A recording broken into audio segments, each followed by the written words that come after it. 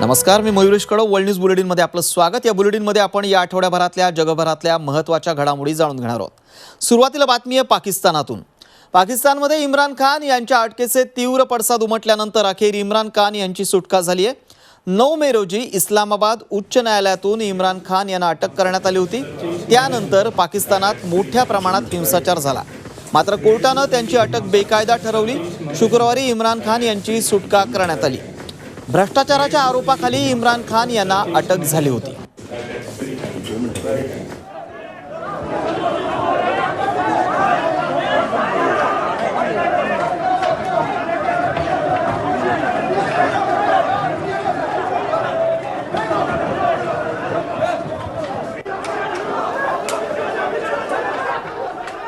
आता बातमी आहे इटलीमधून. इटलीतील मिलानच्या मध्यभागी मोठा स्फोट झाला. या स्फोटामुळे अनेक वाहनांना आग लागली.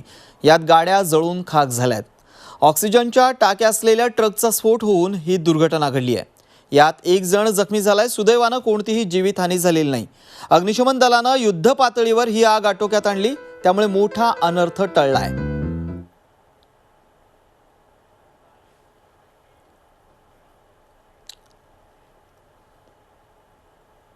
आता एक वेगळी बातमी. विज्ञान आणि तंत्रज्ञानामुळे IVF तसंच सरोगसीद्वारे मुलं जन्माला घालणं सहज शक्य झालंय. मात्र आता ब्रिटनमधून आणखी एक आश्चर्यचकित करणारी बातमी समोर आली आहे. ब्रिटनमध्ये जगातल्या पहिल्या सुपर बेबीचा जन्म झालाय. काय आहे या सुपर बेबीची खासियत? पाहूयात हा रिपोर्ट.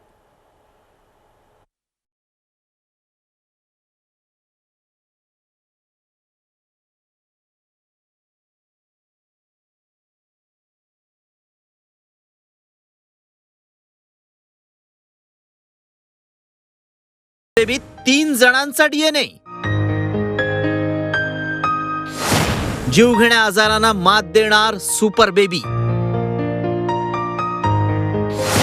जगातील पहिल्या सुपर बेबीचा अखेर जन्म झालाय. दावा आहे की या बाळाला न कोणते अनुवांशिक आजार होतील ना अपायकारक जेनेटिक म्युटेशन. कारण या बाळात केवळ त्याच्या आईवडिलांचाच नव्हे तर तिसऱ्या व्यक्तीचा DNA देखील आहे. इंग्लंडमध्ये या सुपर बेबीनं जन्म घेतलाय.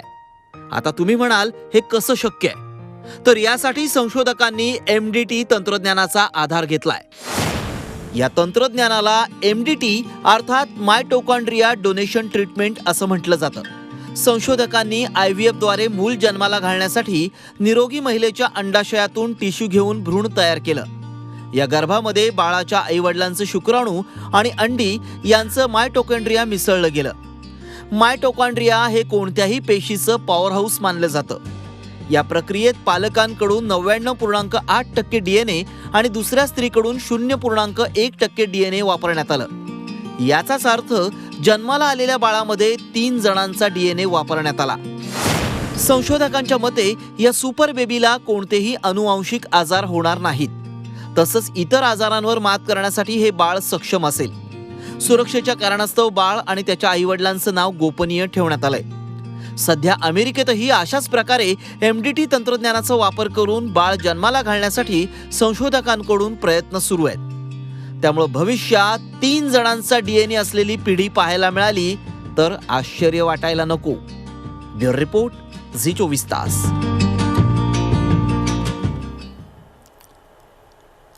तुम्ही आजवर अनेक हॉटेल्समध्ये गेला असाल आणि तिथं सर्व्हिस देणारे वेगवेगळे वेटर्स पाहिले असतील. मात्र कधी स्केटिंग करत टेबलवर ऑर्डर पोहोचवणारे वेटर पाहिले आहेत का? नाही ना? चला तर मग आज आम्ही तुम्हाला असे वेटर दाखवणार आहोत जे हॉटेलमध्ये स्केटिंग करत सर्व्हिस देत आहेत.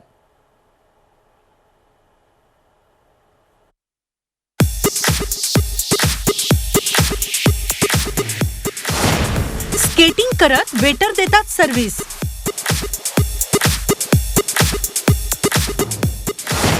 ऑर्डर करा, वेटर हजर.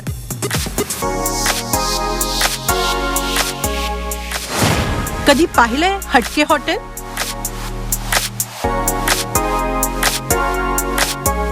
तुम्ही हॉटेलमध्ये बसले आहात आणि तुम्ही ऑर्डर केलेलं जेवण वेटरनं स्केटिंग करत तुम्हाला आणून दिलं तर तुम्ही निश्चितच आश्चर्यचकित व्हाल.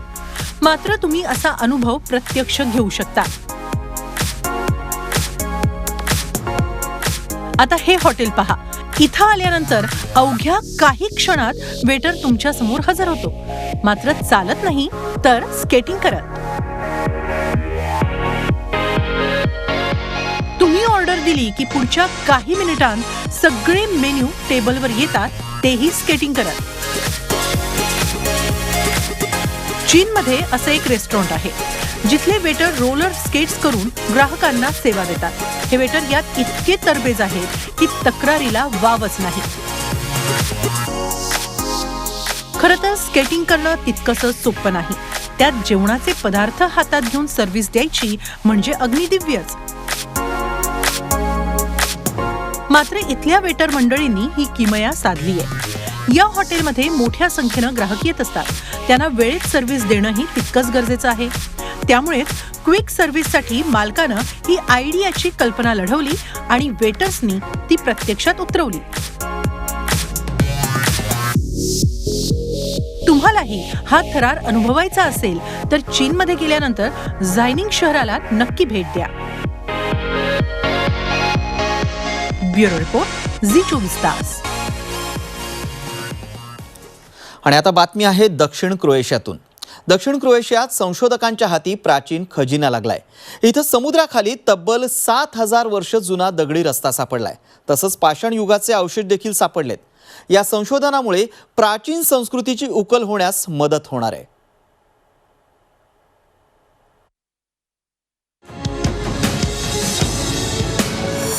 दक्षिण क्रोएशियात सापडला ऐतिहासिक खजिना. समुद्राखाली 7,000 वर्ष जुना दगडी रस्ता.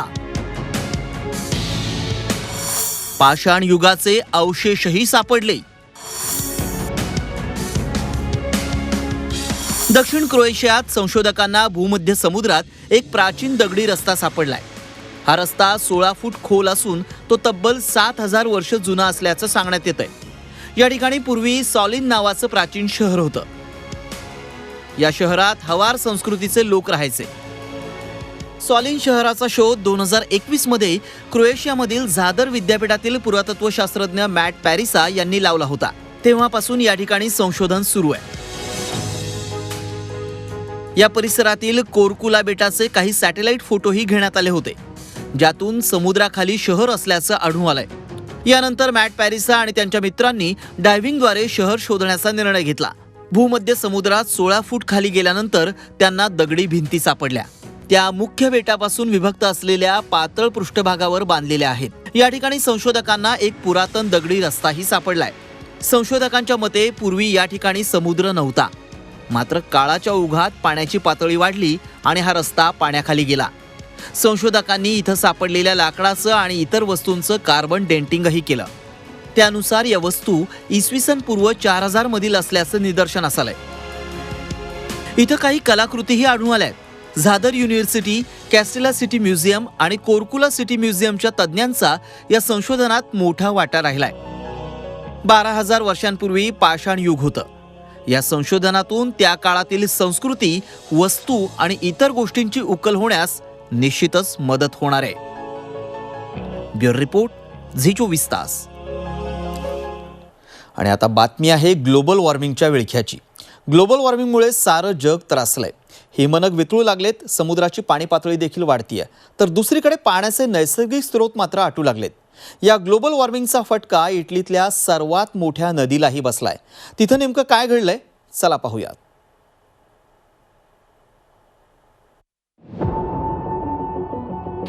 ग्लोबल वॉर्मिंगमुळे इटलीत पाण्याचा ठणठणाट. इटलीतील सर्वात मोठी नदी कोरडी ठाक. इटलीवर दुष्काळाचं सावट. इटली म्हटली की डोळ्यांसमोर येतो निसर्ग संपदेनं नटलेला देश. इथल्या जलस्रोतांमुळेच इटलीतल्या पर्यटनाला चालना मिळाली आहे. मात्र ग्लोबल वॉर्मिंगच्या तडाख्यातून इटली सुद्धा वाचू शकलेली नाही. निसर्ग संपदेनं नटलेली इटली दुष्काळाच्या छायेत जाते की काय अशी भीती आता निर्माण झाली आहे. याला कारण ठरली आहेत ही दृश्य. ही आहे इटलीतली सर्वात मोठी नदी, जिचं नाव आहे पो. एरवी दुथडी भरून वाहणारी ही नदी आता हळूहळू कोरडी ठाक पडू लागली आहे.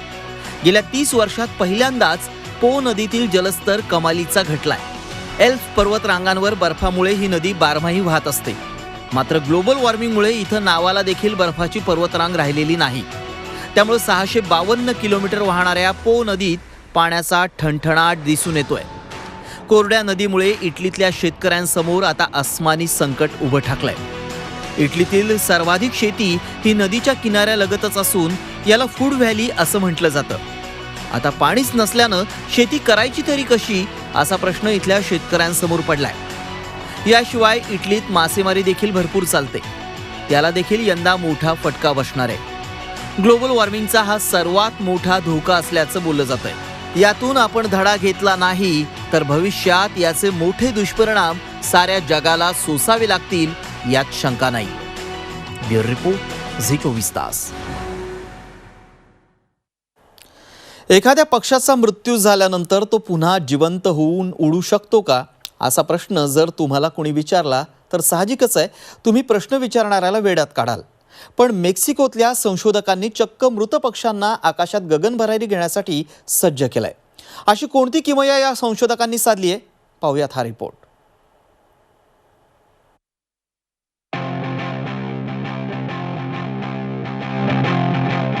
आता मृत्यूनंतरही पक्षी हवेत उडणार।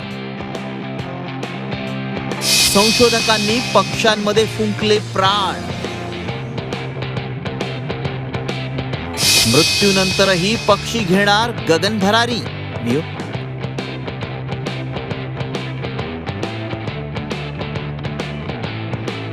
खरं तर पक्षी असो वा माणूस, प्रत्येकाचं शरीर नश्वर आहे, त्यामुळे मृत्यूनंतर कुणी जिवंत झाल्याचं ऐकिवात नाही। मात्र मेक्सिकोतल्या संशोधकांनी एक जगावेगळा प्रयोग केलाय। त्यांनी चक्क मेलेल्या पक्ष्यांना उडण्यासाठी पुन्हा सज्ज केलंय। हे पक्षी इतर पक्ष्यांप्रमाणे गगनभरारी देखील घेऊ लागले। अर्थात आकाशात उडणारे हे पक्षी पाहिल्यानंतर ते जिवंत पक्षी नसल्याची कल्पना येते। मेक्सिकोच्या संशोधकांनी हुबेहूब पक्ष्यांप्रमाणे दिसणारे ड्रोन तयार केलेत। या ड्रोन्समध्ये मृत पक्ष्यांच्या शरीराचा उपयोग करण्यात आलाय। संशोधकांनी या ड्रोन्सना टॅक्सीडर्मी ड्रोन्स असं नाव दिलंय। टॅक्सीडर्मी ड्रोन्स 20 मिनिटं आकाशात उडू शकतात। ते आकाशात उडत असताना एखादा पक्षीच हवेत भरारी घेत असल्याचा भास होतो। गुप्तरित्या एखाद्या भागावर नजर ठेवण्यासाठी किंवा शत्रूची माहिती काढण्यासाठी हे ड्रोन्स निश्चितच उपयोगी ठरू शकतात। भविष्यात विमानांचं डिझाईन बदलण्यासाठी या ड्रोन्सची मदत होऊ शकते, असा विश्वासही संशोधकांनी व्यक्त केलाय। मृत पक्ष्यांच्या शरीराचा अत्यंत खुबीनं वापर करण्यात आल्यानं हे ड्रोन लष्करासाठी उपयुक्त ठरतील, यात शंका नाही। ब्युरो रिपोर्ट, झी24 तास। केस पांढरे होण्याच्या समस्येपासून तुम्ही हैराण असाल तर ही बातमी तुमच्यासाठी आहे। आता पांढऱ्या केसांपासून कायमची मुक्ती मिळू शकते। कशी, पाहूयात या संबंधीचाच हा स्पेशल रिपोर्ट।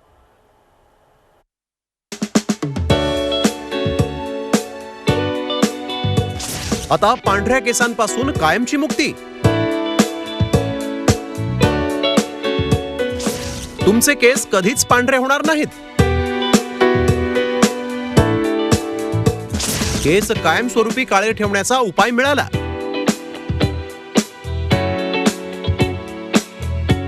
तुम्ही पांढऱ्या केसांमुळे त्रस्त आहात का? केस सतत पांढरे होत असल्यामुळे तुम्ही कंटाळले आहात का? तर मग आता चिंता सोडा, कारण पांढऱ्या केसांपासून कायमची मुक्ती मिळवण्यासाठीच्या प्रयोगात शास्त्रज्ञांनी कमालीचं यश मिळवलंय। केस कायमस्वरूपी काळे करण्यासंबंधी न्यूयॉर्क विद्यापीठात संशोधन झालं आणि या संशोधनानुसार मानवी केसांच्या फॉलिकल्समधील मेलानोसाइट स्टेम सेल्समुळे केस काळे राहतात। वाढत्या वयानुसार मेलानोसाइट स्टेम सेल्स काम करणं बंद करतात। मेलानोसाइट स्टेम सेल्सनं काम करणं बंद केलं तर केस पांढरे होतात। उंदराच्या मेलानोसाइट स्टेम सेल्सवर संशोधन करण्यात आलं। फॉलिकल्समधील मेलानोसाइट स्टेम सेल्सचं पुनर्जीवन करण्यात आलं। उंदराच्या म्हाताऱ्या झालेल्या मेलानोसाइट स्टेम सेल्सच्या प्रयोगानंतर हा उंदीर पुन्हा तरुण झाला। हाच प्रयोग मानवी शरीरात यशस्वी झाला तर केस पांढरे होण्यासाठी कारणीभूत ठरणाऱ्या मेलानोसाइट सेल्स कधीच म्हाताऱ्या होणार नाहीत। त्यामुळे मनुष्याला पांढऱ्या केसांपासून कायमची मुक्ती मिळेल। अर्थात हा प्रयोग आता केवळ उंदरांवर यशस्वी झालाय। मानवी शरीरावर याच्या चाचण्या सुरू झालेल्या नाहीत। मात्र नजीकच्या काही वर्षात या चाचण्या सुरू होऊन प्रयोग यशस्वी होऊ शकतो असा अंदाज बांधला जातोय. ब्युरो रिपोर्ट, झी 24 तास.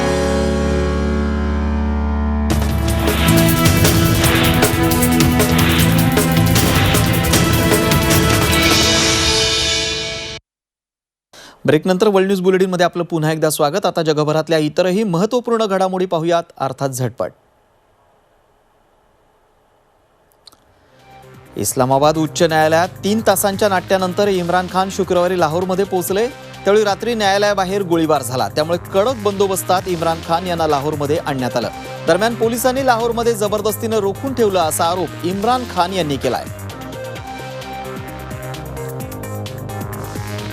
इम्रान खान यांच्या अटकेनंतर पाकिस्तानात तणावाचं वातावरण निर्माण झालं होतं. इम्रान खान यांच्या अटकेचा निषेध म्हणून समर्थकांनी ठिकठिकाणी जाळपोळ केली. या हिंसाचारात 13 नागरिकांचा मृत्यू झाला. काही समर्थकांनी मियावली एअरबेसमध्ये घुसून J-6 फायटर जेट विमानाला आग लावली. तसंच विमानतळावर तोडफोड देखील केली.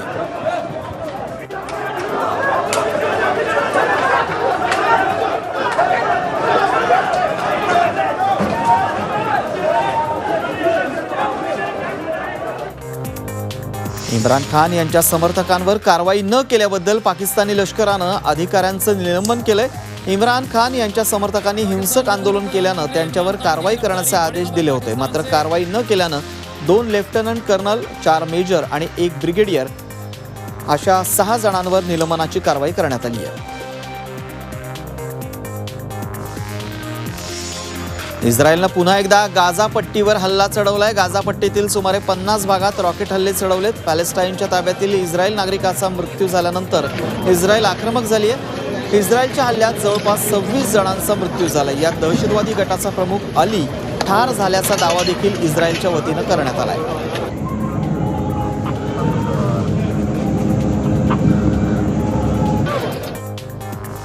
चीननं कैलास मानसरोवर यात्रेसाठी दुप्पट शुल्क आकारणी सुरू केली आहे. 3 वर्षांपासून बंद असलेली ही यात्रा अखेर सुरू झाली आहे. नवे नियम आणि वाढीव शुल्कासह यात्रेकरूंकडून 1,85,000 रुपये घेतले जातील.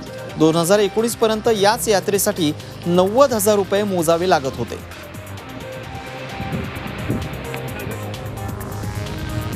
इस्रोची चांद्रयान-3 मोहीम जुलैमध्ये सुरू होण्याची शक्यता आहे. चांद्रयान-3 जुलैमध्ये लॉन्च करण्याचं लक्ष ठेवून इस्रोची जोरदार तयारी सुरू आहे. त्यासोबतच इस्रो पहिलं सूर्य मिशनही जुलैपासून सुरू करणार आहे.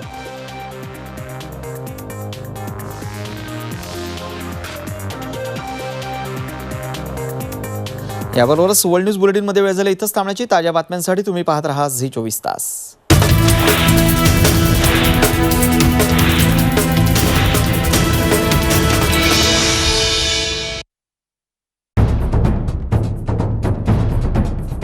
सह्याद्रीची उंची म्हणजे